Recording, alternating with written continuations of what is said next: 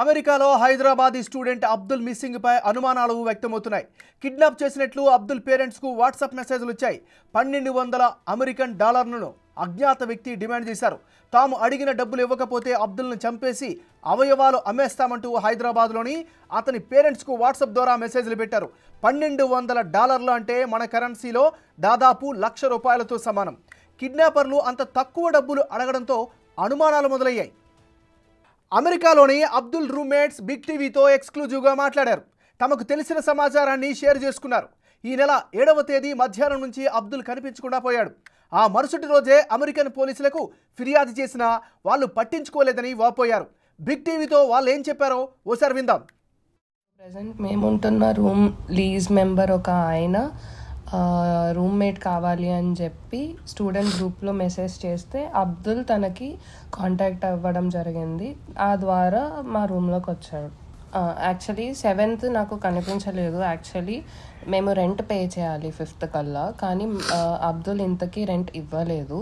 So మేమేం force చేయలేదు, but మేము అడిగితే తను ఇస్తాను అని చెప్పాడు.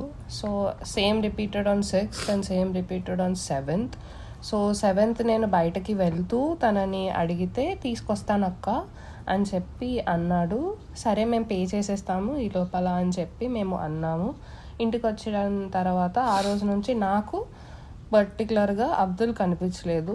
తర్వాత 8th రోజు కూడా కనిపించలేదు. నాకు భయం వేసి నేను పోలీసులకు కంప్లైంట్ ఇస్తా అని చెప్పి 8th ఈవినింగ్ నేను పోలీసులకు కాల్ చేస్తే తను ఎక్కడికి వెళ్ళలేదు, 2 daysలో వచ్చేస్తాడు అని చెప్పి మాకు చెప్పడం జరిగింది. బట్ 8th నైట్ నాకు మళ్ళీ కంగారేసి నేను డైరెక్ట్గా పోలీసు వాళ్ళకి కాల్ చేస్తే 1 o'clockకి వాళ్ళు వస్తున్నాము అని చెప్పారు, బట్ రాలేదు. 9th మార్నింగ్ కాల్ చేసి ఒక స్టూడెంట్ మిస్ అయ్యాడు అంటే మీరేం పట్టించుకోవట్లేదు అని చెప్పి కొంచెం సీరియస్గా అడిగితే అప్పుడు ఒక పోలీస్ ఆఫీసర్ని పంపించి కంప్లైంట్ అనేది రిజిస్టర్ చేశారు. 9th మిస్సింగ్ కంప్లైంట్ తీసుకుని రెస్పాన్సిబుల్ ఎవరు తీసుకుంటారు అని చెప్పి సైన్స్ అడిగితే నేను కంప్లీట్ రెస్పాన్సిబిలిటీ తీసుకుంటాను అని చెప్పి నేను డాక్యుమెంట్స్ మీద సైన్ చేయడం జరిగింది. బట్ 10th మార్నింగ్ మళ్ళీ పోలీసులు వచ్చేటప్పటికి ఏమైనా అప్డేట్ కోసం వచ్చారనుకున్నా, బట్ నాకు తెలిసింది ఏంటంటే అబ్దుల్ వాళ్ళ అన్న వాళ్ళు కూడా కంప్లైంట్ ఇచ్చారు అని.